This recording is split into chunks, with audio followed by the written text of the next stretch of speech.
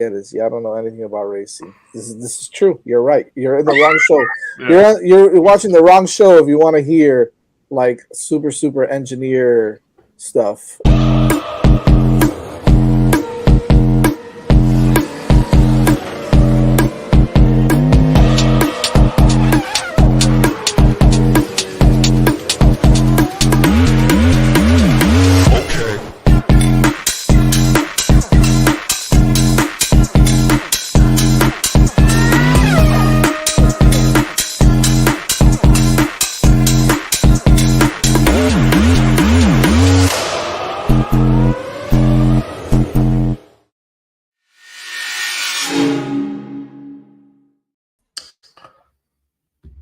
Hello, welcome to a championship edition of Hitting the Apex. Evan, do I even need to ask how you're doing?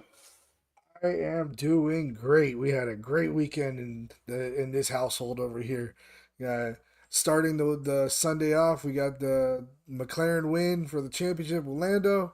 We got the UM getting selected into the playoffs, and then to top it all off, we had the Dolphins beating the Jets, which is always a good thing to see. So yes, it's very happy days in the Sones household. Yeah, no, it was an early morning, and then after McLaren should have obviously closed this out. Just want to shout out to a Brandon man should have closed this out before, so there was some nerves.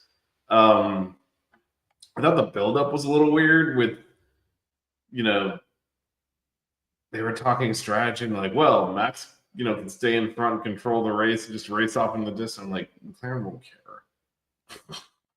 And that's exactly what happened. What do you think of the way they split the strategy there and put Oscar on the hards, and then kind of had him because the way when they talking the way Zach Brown was talking, it did feel like they intentionally let Oscar through to kind of pressure Max. But what do you think of the overall strategy approach there? I mean, I thought it was pretty smart overall. I mean, you had Oscar being able to go a little bit longer than everybody else, kind of control the pace from out front. Set himself up to where we could see how long those hards would last, so it would kind of make it a little bit easier for the drivers to decide how long they wanted to go on the mediums before they swapped over to those hards. So that kind of helped out there, as well as it was going to make for a hard overtake for Verstappen to do if he ever had caught back up to him to get past him and stuff like that after the fact. I mean, I know that the way that it worked out, they really weren't fighting each other at all, but I thought it was a good strategy. I thought it was smart for them not to put them on the same thing. We were talking about that last week. Are they just going to put them on the same strategy and let them fight and see how it all plays out? They didn't want to do that. They wanted to mix it up and let them do their own separate race, and it really played to the advantage of Lando, and gave Oscar the opportunity to, if that strategy had worked out a little bit different, maybe even fight for that win, and make it a little bit better for him, at the end of the day. But the way that it worked out was perfect. I think it was exactly how the team wanted it to work out overall, which was let Oscar go out there and try to push for a win, try to make something happen. If something happened to Norris, okay, Oscar wins the championship. But if something didn't happen to Norris, it gave him the position in third, to where we knew that he was going to win the championship no matter what. Yeah, no, I think it was smart. Shout out to Jeff. Carly is being magnanimous now after. Well, Max came up short. No, but I thought it was. I think they basically, and we looked at the scenarios last week. Even if Oscar won, it was a long shot. He needed, Yeah. Max and Lando to finish pretty far down. I think it was Lando had to finish outside the top 8 or something, and Max was like I think top 5. Actually, if he finished first and Max, then Max could finish anywhere. But Lando had to finish pretty far back. So to your point, for Oscar, it was a if Lando DNF situation. Yeah. So absent that, like he wasn't going to win the championship. So I do think they sacrificed him a little bit, but I think it was smart to split the strategies because by putting him on the hards and having him run long, any kind of safety car or anything, they had multiple strategies, so you wouldn't be caught out too bad. Like I know, at the time, because obviously Lando pitted to cover off Leclerc and maintain what was functionally third, but he ended up behind traffic and really kind of only racing had to do all day was navigating through that traffic. And then once he got through there, it's like, okay, he's safe now. But even when they're saying, a safety car would have been a disaster. Not really. No. Because they left Oscar up front on purpose. And the whole time they were going to swap them if they needed to. So and that's why it was fine to leave Oscar right there. Just because he's protecting against any kind of incident that could happen. Oscar will let Lando through if he needs to win the championship. So you kind of can do that if a shorter first stint made sense. They had Lando doing that. If Oscar running long actually worked out so much better that obviously Leclerc took a pit stop and then Lando took a second pit stop to cover that off. But let's say that something didn't work out there and he ended up dropping behind Leclerc because that was the big thing he had to maintain third. I mean, as long as Oscar had the ability to let Lando through, he really just had to stay in fourth. So they were covered, and that's why it makes it split the strategy. Because the last thing you want to do is have them both be on that same strategy, have some kind of an incident, safety car, something, and then they're both out of position in fourth and fifth, and then you're in trouble. But as long as Lando was at worst top four and Oscar was in front of him, you're functionally top three. And so I think that was why it was really smart the way they approached it. Let Oscar through first, let him pressure up front, let Lando just kind of ease into the race, which he did. Leclerc stuck with him much of that first session until kind of ended the stint. He opened up a little bit of a gap just to avoid being undercut and then ended up hitting. But yeah, I thought, after several races of just calamitous decision making, I thought they played that one really smart. And you could tell they were in control too, because they talked to Zach Brown on the pit wall. I was like, dude, were you surprised that Oscar was like, nope, we got this. We know exactly what we're doing here. We have gamed out that Lando is going to finish in the top three, regardless of what strategy works or whatever happens. He's going to finish in the top three with the championship. And that's what they did. It was a conservative strategy. Nothing you would do if you're actually trying to win the race, but made perfect sense to kind of almost for sure guarantee, regardless of the running order and what happens in incidents, you're going to finish top three. And that's all you need to do. Yeah, and that's what Zach Brown had been saying leading up to the race. I know that we had speculated on how it was gonna play out last week on our show, but when they came down to Zach Brown and they sat down with him before the race started or before the leading up to the race Thursday, Friday, whatever it was, he said we're gonna make the smart decision. We're gonna make the decision that is best for our team, for Lando to win or for somebody on our team to win the championship. And at this point it was Lando that was in the best position, and they made that decision to like we said, put Oscar in a position where he either could win or he could drop back if Lando needed to, put him in a position to win the championship if Max ran away with it. And just like I said last week, I think that they both knew that Max was going to have a fast car, that Max was going to be pushing to win the race, to put his self in the best position possible in order to win the championship, because he had to win in order to win the championship. So they knew that was going to be, their race was going to be for second and third, or for third and fourth, or whatever it may have played out. What I thought was interesting, though, is Leclerc showed great pace in that first stint. I think that he did a great job of putting pressure on Lando, especially in the beginning of that stint. I was sitting there the entire time thinking, is he going to make a late lunge? Something could happen, but he never did. He raced him fair. Eventually you saw that Lando started pulling away, like you were talking about in that first stint. And it worked out really well. And then, I know we're probably going to get into this in a little bit, but after that round of pit stops, when he had to go through that stuff, what did you think about Yuki with that radio message? Like, I got it. I understand the plan. Like that sounded to me like a guy who knew that he was out of that seat next year. Like, all right, cool. I'll do whatever you guys think. Well, I mean, I'm on two minds of that. right. I'm on two minds of that because I actually thought Yuki would just play fair because what the hell does he care? Why is he gonna tarnish his reputation for like why does he care about the Red Bull team at this point? Yeah, They fired him. I mean, I guess he's tending a reserve driver next year. But no, that was typical Red Bull stuff. Like that was dirty. yeah.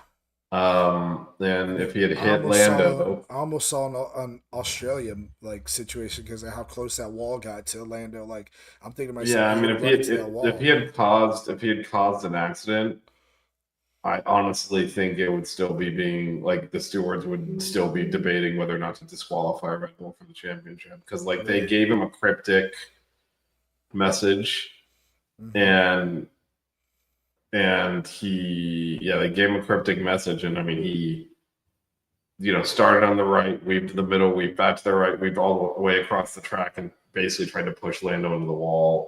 Lando was able to get around him off the track, Yeah, but no, it was dirty, it was dangerous, and again, dangerous. yeah, it's they. So obviously they talked to Zach Brown during the race pretty soon after that. Um, and he said, that's really on the driver because they asked him, what did you think of the again, they didn't overtly say block him, knock him off if you can, but Yeah, they just said Lando's but coming up behind they, you. they You know yeah, what they the said plan is. all the yeah, you know what to do, all the effort, whatever. They used a bunch of coded words, Yeah, you know, and so Zach Brown he kind of let them off the hook and said, that's them talking to their drivers, the driver that has to execute it, and if you can't fault them for him doing that, and I'm like, I think you kind of yeah, can. I mean, I don't think the fired driver is independently deciding he's going to. Again, it's sometimes drivers and it's a penalty do multiple moves, but this was beyond that. This was almost pushing him into the wall, pushed him off the track. yeah. But fortunately, there was a runoff area there, so he was able to stay like forward and then make the overtake. Now, And then do and you? that was though the only nervy I'd Yeah, say only no nervy moment for Lando. Not just that he could have wrecked, but also that then they investigated him for overtaking off the track. So 5 second. It turns out he opened up a big gap to Leclerc by the end of the race. yeah, But at that point, Leclerc was still staying within that 5 second range where a 5 second penalty. Again, they always had a little bit of a security blanket because they always had the option of just moving Oscar out of the way. yeah, Which so they really, and I think that helped depressurize Lando's race a little bit because again, if he got a penalty and Leclerc within 5 seconds did something, or Leclerc overtook him, they always as long as Oscar's in front of him on track, he's got an extra spot to play with. So, yeah. but yeah, no, that was probably that whole sequence of him pitting out into traffic, having to overtake. And then yeah, Yuki trying to knock him out was kind of the only drama of the race. It felt like. Yeah, I mean, and I think before that he made one of the best moves I've seen him make in a long time when he was going through that traffic, getting past who was it, Alonso and Stroll, or it was like Stroll and Ocon or something. I forget who it was exactly, but when he got past, basically two guys on that back straight going into turn six or right turn five or turn six, I forget which one it is, but going into that, no, it was turn six. So getting past the two other cars, almost three cars going into turn six, man, that was a gutsy move for somebody who's trying to play for a championship. But it was a move that we've seen Lando make in the past. So it's like he's driving his heart out. He's yes being conservative, but not overly conservative. He was still banging in laps that were fastest or right up there with the fastest laps of the race. It wasn't quite purple sectors every single time, but it was up there within a hundredth or 200ths of a second of those really fast laps that we saw. Both Leclerc was making some really fast laps as well as Oscar and Max. So Lando, I think, really did a great job overall, just managing the race, doing what he had to do to keep himself in that position, to not have to rely on team orders. to because I think that again that would have softened or that would have cheapened out a little bit of the championship. I guess you could say. People would be like, oh well, if it wasn't for team orders, he wouldn't have won the race, and Max would have won the. Yeah, but you know what? That's what team orders are there for. But anyways. That didn't have to happen because he did run a good race because he was solid throughout. He kept Leclerc behind him. He pulled away from him. And the other thing, going back to the whole Yuki situation, from what they were saying on the radio, they didn't tell him anything about that. They didn't mention anything to him about, oh, they're looking into giving you a penalty or they're looking into that overtake on the outside. And I thought that was a smart move by the McLaren pit wall to not mention that to him because you just let him run his race and whatever happens happens. Maybe if they did get it, you say something to him and then he's out of his head because of it, and something worse happens. You know what I'm saying? So it's like in that situation, I think they did a great job not telling him about it. I think the stewards were. I'm not gonna say. I'm not going to say fair because I don't think fair is the right word in this situation. I think that they were rational is the right word about it, or the right word that I'm thinking of, because they saw that the only reason that Lando had to go off the track was because Yuki was there and Yuki was basically driving erratically, and that's why they gave Yuki the penalty and not Lando. If it wasn't for the fact that Yuki had swerved over as far as he had, Lando wouldn't have had to go all the way off the road, as well as Lando was going to pass him either way because Lando had a lot more speed than he did into that. He obviously was faster than Yuki. So it's like I think that it was very good of the stewards, very wise of the stewards to make a decision that was again rational. That was the right decision in that situation, because if they were just like, oh, we're gonna follow the letter of the law and this that and you ruin the championship because of that, it's not that wouldn't look good for the FIA. Well, Another I don't think they. I think the reason they couldn't like. So even if they were, well, yeah, I mean they've already handed Max one championship in Abu Dhabi. I don't think they could really. To me, that would have been too. It would have been them intentionally trying to get involved. yeah, So, because it wasn't really. If they didn't even bother investigating, I don't think anyone would have batted an eye. So, but the second thing is like you really could not argue he gained an advantage, which is what the actual.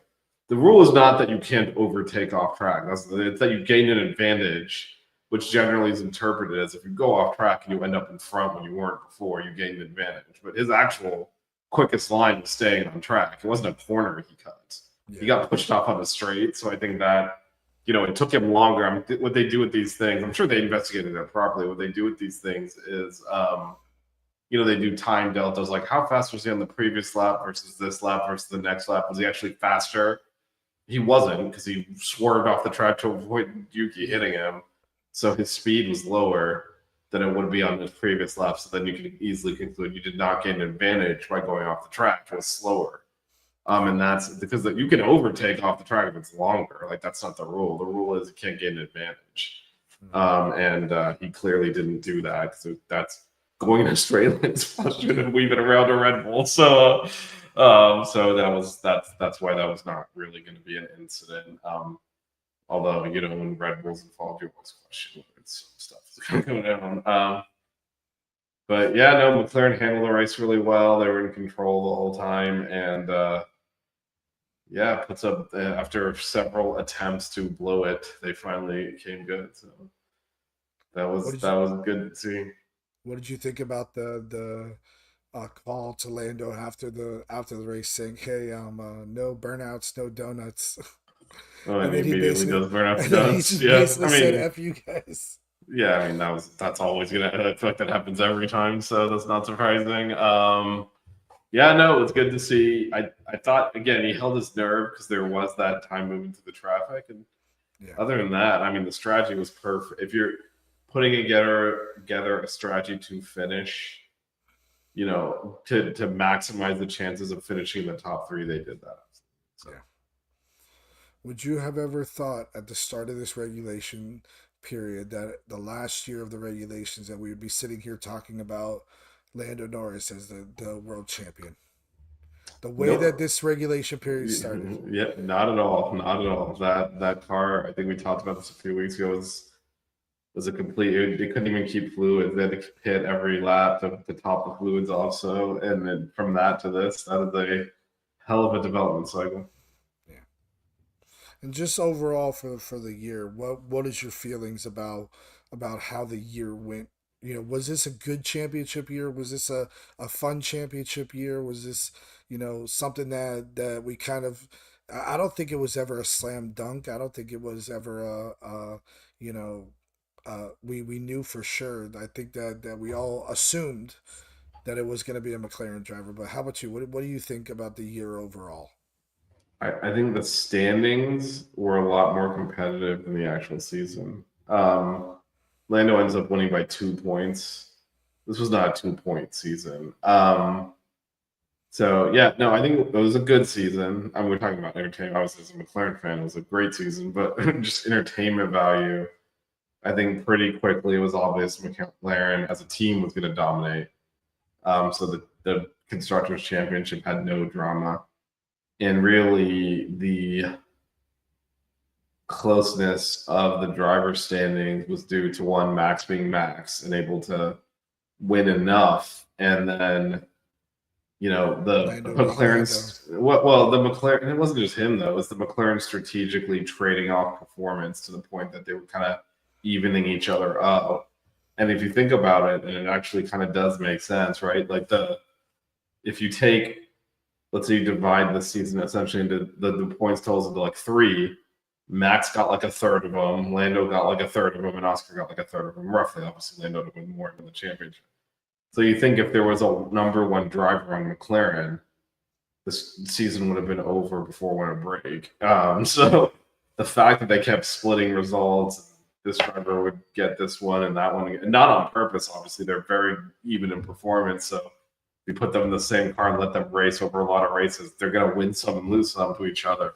But that's what kept it competitive because, in a normal year, the ones that we've seen where Max, and Lewis win championship early, that 100% would have happened this year if there weren't two really good drivers in the McLaren that were challenging each other and on their day would beat the other one. And that's why they split. They essentially 2/3 of the points they split between themselves, and that kept Max in the game. And then obviously the other thing that kept Max in the game was McLaren's mistakes. So yeah, I mean it was. I do think if Max had won, let's say, I don't know, Lando had a tire blowout with like 3 laps left or something, Mm-hmm. it would have, yeah, Max would, I think, would have been his fifth title or whatever number he's up to now, but it would have 100% always been remembered as the one McLaren blew. Oh, for sure. It would not have been the one Max won. And so, for that, I think that diminished the season a little bit because I don't think it was ever in doubt. It was in doubt which McLaren driver was going to win, but I don't think the car was so dominant. Yeah. So there's been more competitive. There obviously 2021 was steroids, but that was obviously super competitive and right down to the last lap and all the controversy there. This was not that, even though technically, and this is why points are misleading, technically this was a closer finish. Yeah. But obviously it wasn't. It wasn't though, but technically it was. So, it wasn't one of those situations, or even, they were talking about to the last time that there were more than, one driver in it at the last race. And that was back in 2010 when it was 5 of them. Yeah. So it wasn't that either. So it was still a good championship. It was nice that it went to the last race, but I don't think it was one of like the better ones. What do you think? I mean, overall, I think that it was a good season. I think that you hit the nail right on the head. If it wasn't for some of the mistakes that the McLarens made, and if it wasn't for some of the mistakes that the drivers themselves made, we wouldn't have had this. Imagine Lando doesn't make that boneheaded move going into Australia or in Australia, and wouldn't have wrecked the car there. If he would have finished in the points there, he would have won by 10, 15, 20 points. You never know, because they were what? They were running third and fourth, I think it was at the time at that race. Yep. So he would have had an extra 10, 15 points. However, it would have worked out, wherever he would have finished in that race. So, that Zandvoort engine blew. You never know. Maybe he over revved it. That's why it blew. We'll never know the real situation about how that ended up working out. But yeah, it's like I think overall it was a good season just because of the competitiveness between the two drivers, between Lando and Oscar. You had Max always looming in the background, but then on top of that, we're talking a lot about McLaren and Red Bull today, but the emergence of a lot of these young drivers and a lot of these guys in the midfield that we're seeing come back up and be feisty with each other and fighting with each other. You see a lot of the young guys, Antonelli, Bortoletto, Hajar, all them. We've been talking about them all year about how good this rookie class has been. I think that this is one of the better rookie classes in the past few years. I know it's one of the biggest rookie classes in the past few years, but overall, I think it was a pretty solid group of young guys that we had come in that show that there's going to be some depth going into the future of Formula One. Once we start getting some of these other veterans out, there's still people coming in that have personalities and have the factor of being able to go in there and have good racing between each other. It's not guys that just come in and kind of flounder as they're racing. You got Berman who's coming in, challenging for podiums. You have Hadjar coming in, next year in the big team. He'll probably be challenging for podiums as well. Well, Kimi obviously has been on the podium already, doing very well in that Mercedes. So I like the fact that overall in the year we had stuff like that. We had, those drivers have those battles. There was battles up and down the entire field. That race for that sixth or seventh place in the championship, didn't it come down to this past race as well? Like I think that they changed spots or something like that. You had people like Carlos Sainz coming in a Williams and doing as well as he did all year, getting a couple podiums or getting a podium at least. So I like that about this season. I liked how tight it was. Going into next year with the new regulations, we'll see who's got the dominant car. We'll see who comes in and play and basically tears through everybody like how Red Bull did in the start of this past regulation. So that's where we're going into next year.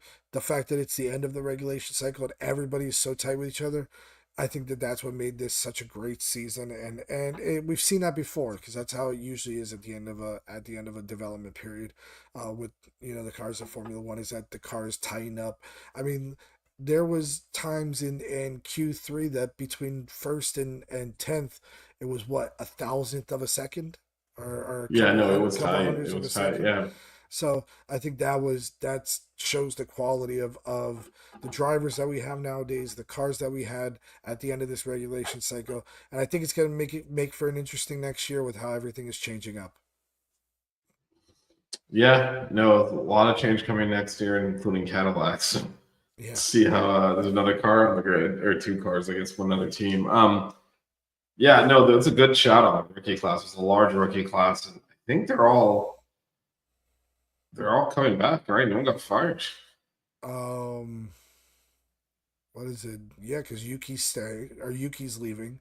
Yuki, So no, I'm talking about the rookie class. Yuki's no, been I know. I'm around. No, saying but I'm saying he's the only one that's leaving, right? yeah, Is because Liam Yuki? Lawson got demoted mid-season, but he's Yeah. still there. Yeah, Colapinto is coming back, so Mhm. I thought he might get I fired. guess Duan is the only one that isn't coming back. Technically, even though it happened in the middle of the season, so yeah, he's the only one that got. Yeah, so what? Not just a big rookie class, but a really successful one. Yeah, and actually, that could lead us into our next story that we have going on. If you wanted to bring that up, or if you wanted me to. Was it? Are we talking about helmet? Mm-hmm. Go We for just it. So, if our viewers haven't seen already, Helmut Marko has now been sacked by the Red Bull Formula One team. They bought out his contract. They got him out of there. I know we talked about him last week in the comments that he made. last week or the week before, whatever it was, that he made some boneheaded comments, and I said that they need to get him out of here then. But so apparently the story is that he signed Dunn or Dune or what's the guy's name? Alex Dunn, I think his name is. And he had signed him to be the next RB Cash App, Visa Cash App driver, along with Liam Lawson, and or no, instead of Liam Lawson, and they didn't sign a contract with him, got everything set up with him, and didn't even run it by the Red Bull team, didn't run it by the headquarters, the VPs, nothing like that. And they're like, we don't want this kid. We have, we're gonna keep Liam Lawson. We're gonna have Arvid Lindblad coming, and those are the two drivers that we're gonna have. Why did you sign this guy? Pretty much, and they said you did that without our permission, without our blessing. You feel like you could do these things, and sorry, but you're gone now. And I think they're better off for it, because I think that it's just gotten to a point where he feels like he's the end all be all for Red Bull, and this kind of shows that, hey, not anymore. We're moving in a different direction, and good for them for being able to do that. I think this was, that situation of they got rid of Christian Horner earlier in the year. Now they're getting rid of Helmut Marko and move forward with the whole new Ford power performance engines, and see how it all plays out in the new regulations. Yeah, a lot of upheaval there. Like you said, new regulations, new engines, new team boss. And now, Helmut Marko has been integral mainstay in Red Bull for 20 years, which is obviously, since they bought Jaguar and kind of bought the Jaguar team, obviously not the entire car company. All this has been with him and Horner there. So it's kind of surprising the swiftness.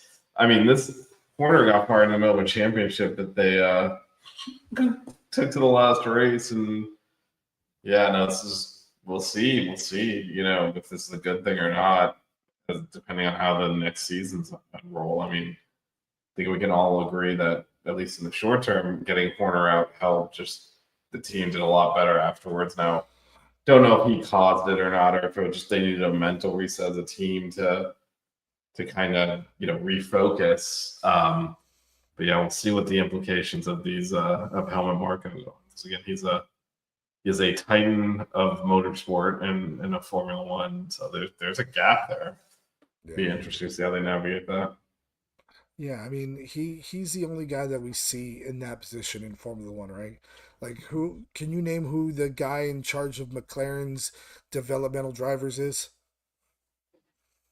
Is there someone in charge of the developmental drive? That's my point. Like, Yeah. like he's the only guy that's in that position in Formula One that we know of. I mean, I'm sure that every team has somebody Right, like but that. what happens with these? So here's the thing, though, right? So like, I'm sure there are people doing that role or pieces of that role. Maybe there's not like one person that's a figurehead there at other teams, but Red Bull has operated with him doing that. So now there's that gap to fill. So even though like you're absolutely right, other teams don't have that role. They have those responsibilities. They might be spread amongst like 5 or 6 people, but like they're still there. Like at least all the major teams have a junior program. Like they're doing these things. So again, it's interesting to see how they navigate this. If they're going to bring in someone else to kind of do the same role, if they're going to No, they'll maybe probably do delegate it out to somebody else. They'll probably yeah, I delegate it delegate to somebody someone else to do something with that role. But yeah, it's a lot of new structure for them with new regs coming in too. It's a lot of upheaval. I guess the other one to talk about. So I guess I never showed the standings. I mean, we know who won the drivers, but the constructors, it ended up being Mercedes in second, Red Bull in third. But I'm curious to get your take on the team that was in second for much of the championship and then finished a distant, it turns out, fourth, which is our guys at Ferrari. What do you think? So I know you've been talking a lot about potentially Lewis Hamilton being done. Doesn't sound like it, at least so far. It sounds like he wants to come back, but I mean they've got a lot to work. I don't think they anticipated the constructor. Obviously, they knew they were winning the drivers' championship a long time ago, but the constructors falling away from them like this.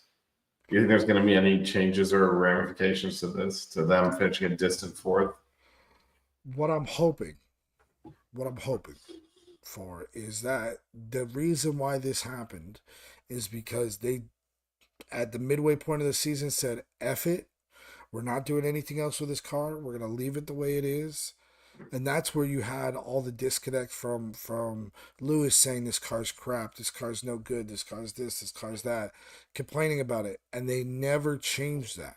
There was never a point in the year that you heard, at least from the second half of the year on, that you heard Lewis Hamilton say something like, "Oh, the car feels great today," or "The car feels good today," or whatever changes we made Yeah. was a good change. I don't think that they worked on the car zilch, zero, nada for that rest of the season. And what we're hoping for is that they spent all that time and all that effort working on this 26 car, and that they're sitting there and they're telling Lewis and they're showing Lewis, these are the data points that we have, these are what we're seeing in the simulations, this is what it's going to be for next year, and he's getting himself excited for next year's car, because I just don't see how he stays there after the season that they just had and the way that he was talking to and about this team. I mean, he was Oh basically no, it's saying, been he was yeah, calling them pretty much idiots on the radio the entire, like, that entire second half of the season. And yeah. I'm Well, sorry, but like, you're the one of the greatest drivers, probably top 3 drivers in the history of Formula 1, right? And you're in a car that you're so unhappy with. Why stay? Why stay there? That's well, my I think question. I think there's multiple layers. One, he's got nowhere else to go. I think he would have to retire if he doesn't want to do that. Where else is he going? Yeah. The second, I think, the second thing is, and obviously we've been talking about this for a bit, but new generation of cars, you don't know what you're getting into next year, good or bad. So obviously something's good. So I You don't think I think that's a good question right you there. don't think Those two Aston things are. Martin you don't think Aston Martin would sack Stroll right now for Lewis Hamilton?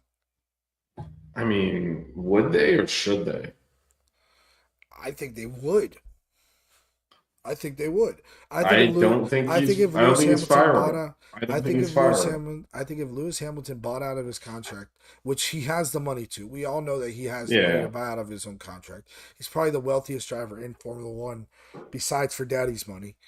You know, if you're not counting Daddy's money, so yeah, he could buy himself out of that Ferrari contract and go and do something that he's been talking about wanting to do for a long time, which is work with Adrian Newey.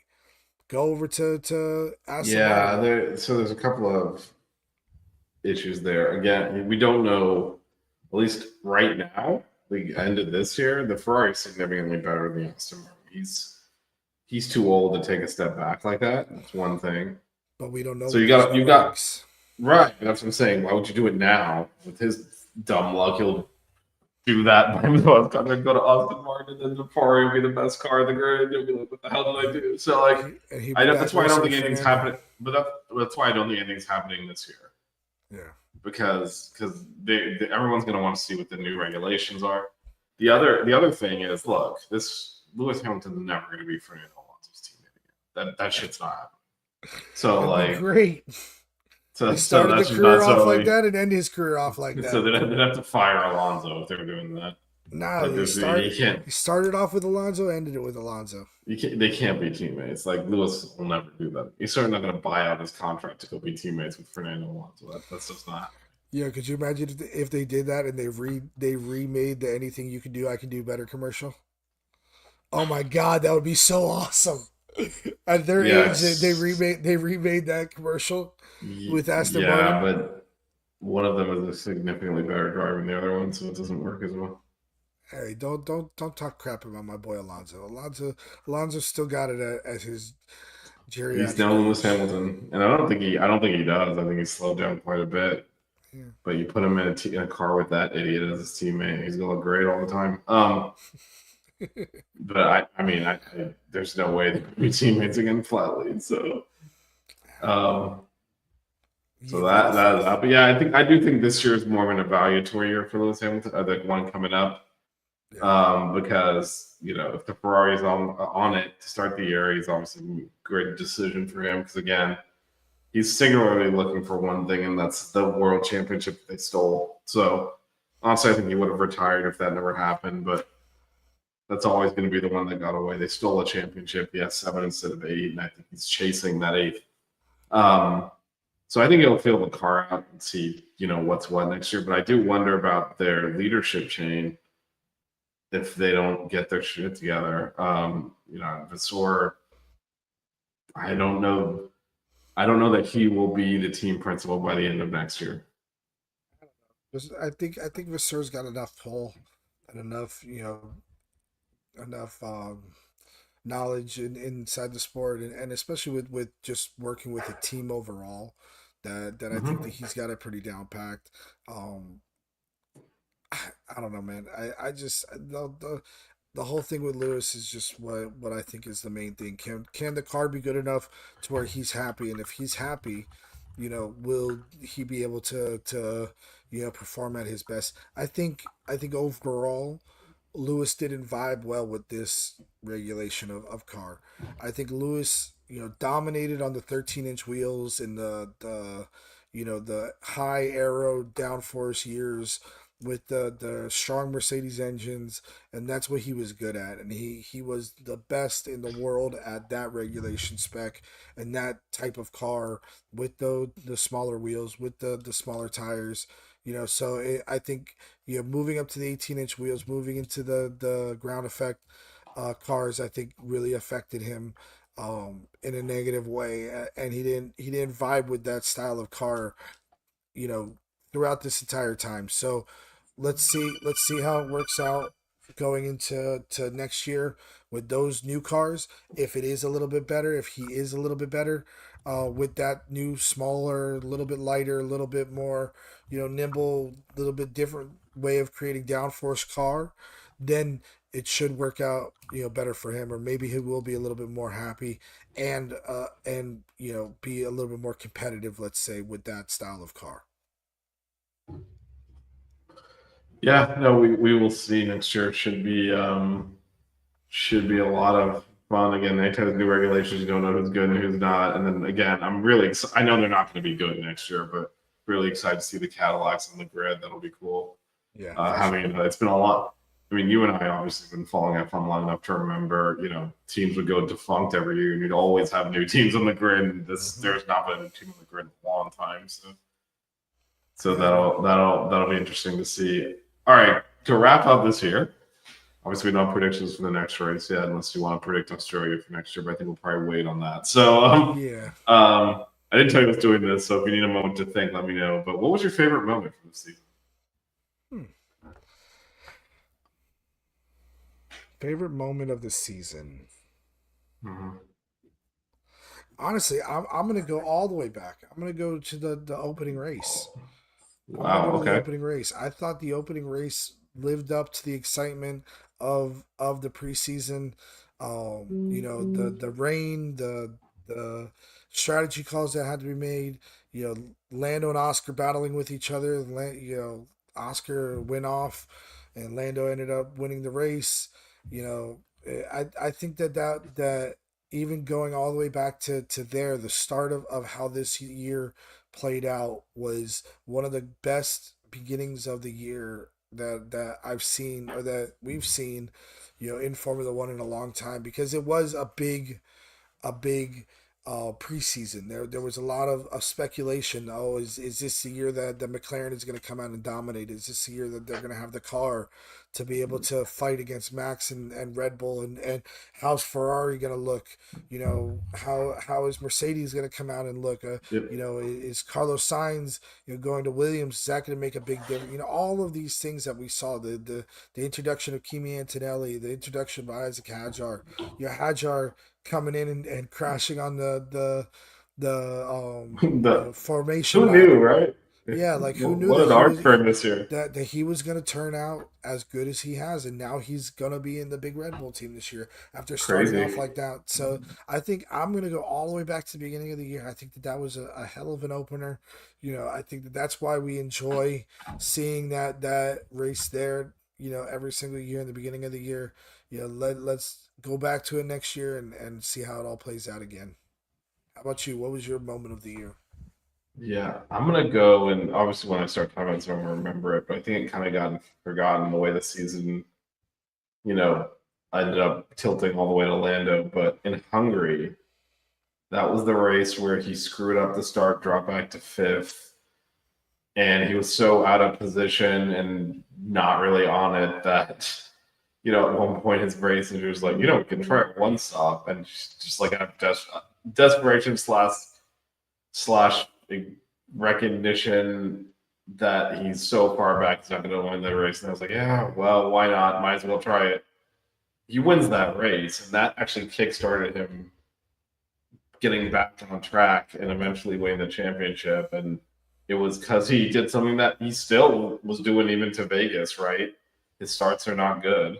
Yep. Qatar can give him a little bit of a pass on him because that side of the track. I don't know if you saw the overhead on that, but every car on the right looked like it was stuck in mud and did not get off, and every car on the left zip past. So you need to somehow qualify in an odd numbered spot to get a good start there. So give him a pass on that. But it was a problem. Much of the year was a problem in Hungary, and he actually benefited from it because they went to an alt strategy that turned out to work. Yeah. And that was actually the beginning of him kind of, getting re-engaged in that championship, which obviously it ultimately won. So that was one that with the course of a race went from, damn, he blew it to he's winning it and eventually world champion.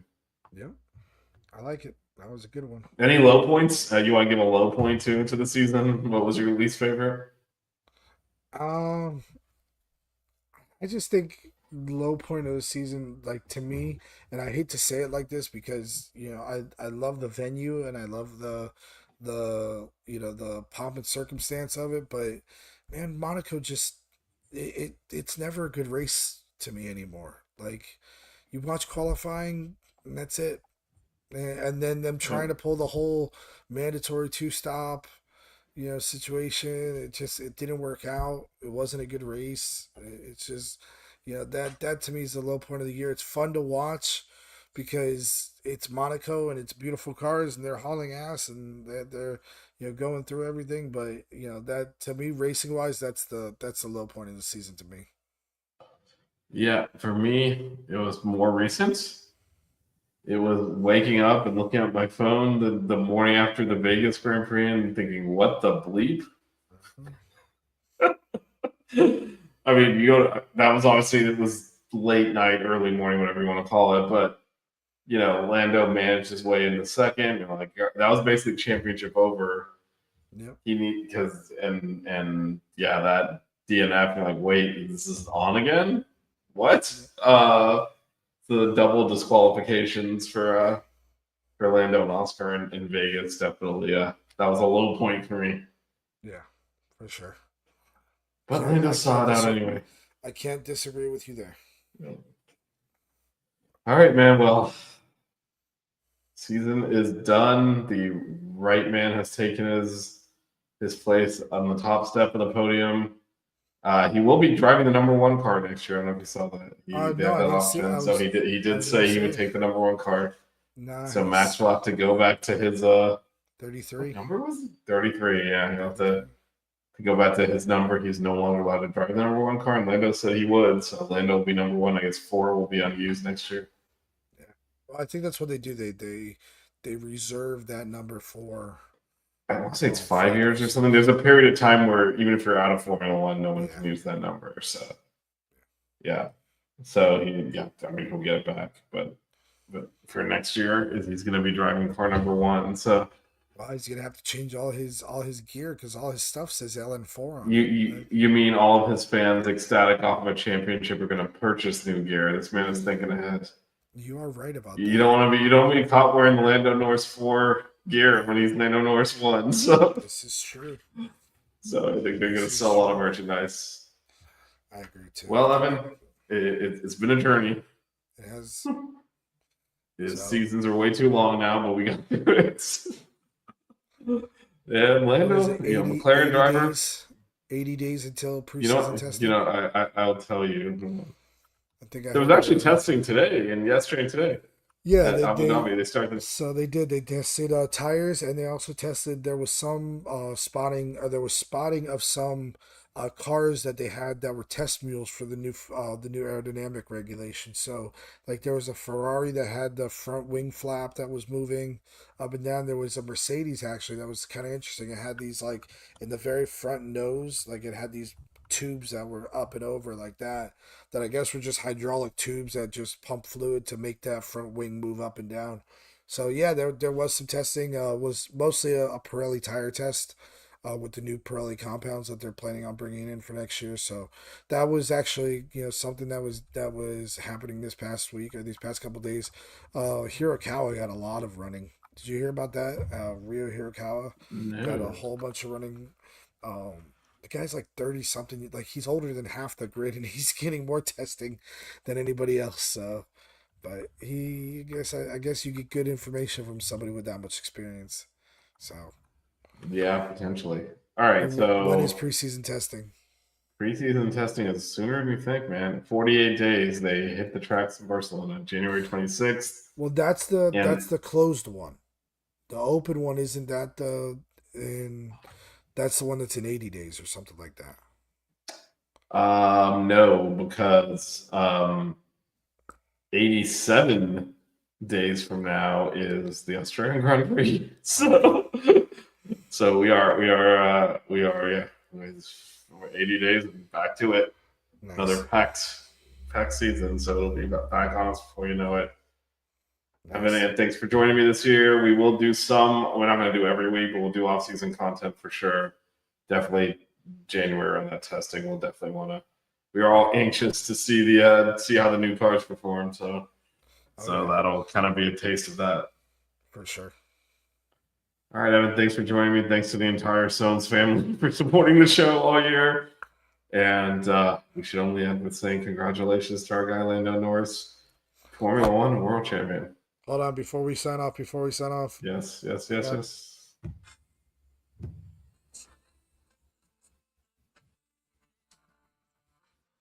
Are you playing something? Because I cannot hear. Oh, there it is.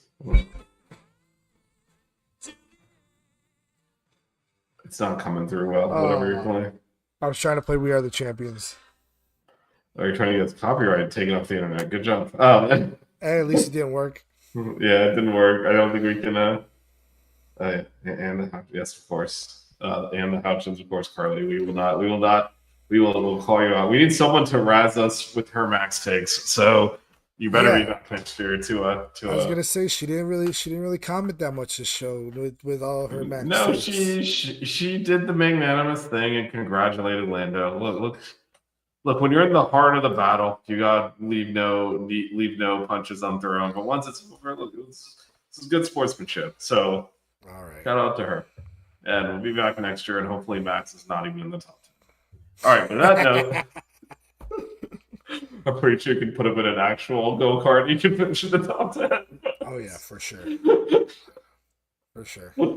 Anyway, yeah, shout out to Lando. Congratulations. First McLaren World Drivers' Championship since 2008. McLaren dominates the Constructors' Championship as well. Hell of a season, Evan. Hell of a season. Before you know it, new cars, new design, new testing, Cadillacs, everything is happening. Can't wait. It's going to be a long Again, thank days. you, everyone.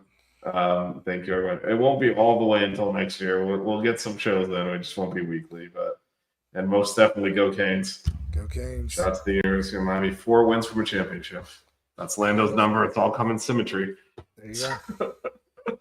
There you go. Thanks again, everyone. Thanks, Evan. It's been awesome. I love doing the show with you. So I appreciate you. We've had hosts come and go, but my guy here is always still with the fans. So thank you. Thanks to all your family, and thanks to everyone for watching. We'll be back soon to start talking about, as always, next season, and that starts right now. So we'll be back pretty soon to start talking about testing. I'm assuming we're going to get car leaks and all of that stuff, and then we got to talk about that because they're all new. man, when that Cadillac leaks out, we're definitely gonna have fun with that. So, all right, we got some cocaines going. Get the vibes There you going. go. A lot of football There you go. left. All right, thanks, Evan. Thanks, everyone. All right, Go we'll see. Lando. Bye.